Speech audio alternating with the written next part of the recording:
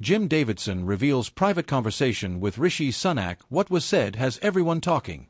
Okay, this wasn't meant to go public. A conversation casual, off camera, never supposed to see the light of day. But now, it's everywhere. Jim Davidson, the blunt, outspoken comedian known for saying what others won't, has just shared a private exchange with none other than former Prime Minister Rishi Sunak. And what was said? Let's just say, it sparked one of the biggest political debates of the month. This wasn't some leaked government file.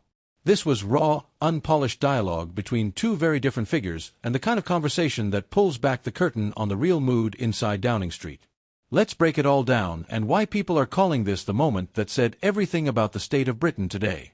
Jim Davidson was speaking at a live event, a charity dinner in Surrey, when he casually told the audience about a recent interaction with Rishi Sunak.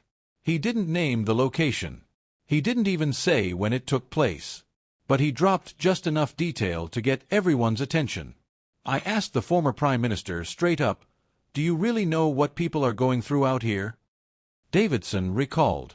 And he just paused, looked at me and said, "I hear it, Jim. I see the headlines. But you wouldn't believe what's happening behind the scenes." The crowd fell silent. And Jim added, "I won't tell you everything he said. But trust me, you'd be shocked." That one sentence, it lit the fuse.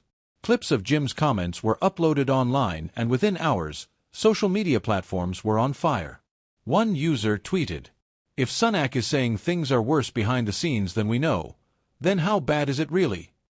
Another wrote, "Jim Davidson's not a journalist, but this moment might be the most honest political commentary of the year." Suddenly, a moment that was meant for a few dinner guests turned into a national talking point. Even tabloid headlines picked it up, with one paper asking, "What did Rishi say that we're not supposed to hear?" Here's the thing: this isn't about left versus right. It's about trust, transparency, and the gap between Westminster and the working public. Davidson represents a group of people who feel increasingly ignored, everyday Brits, many outside London, struggling with rising costs, rising crime, and rising frustration.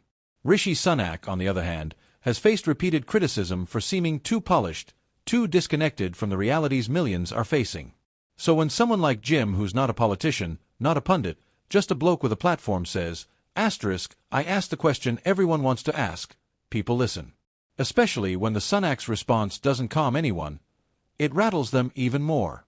Now, to be clear, we don't have the full recording. And Davidson has stressed that he won't betray a private moment. But the phrase, "you wouldn't believe what's happening behind the scenes," is vague and loaded.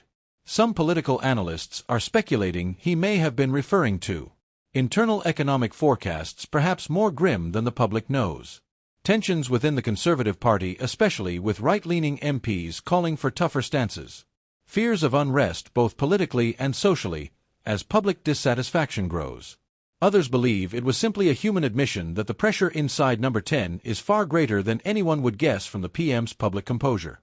But either way, it hasn't reassured anyone. Across talk radio and social media, the public is asking, why wouldn't we believe it? Why are we always the last to know? One caller on a local BBC radio station put it perfectly. "If things are worse than we think, then we need leadership, not mystery."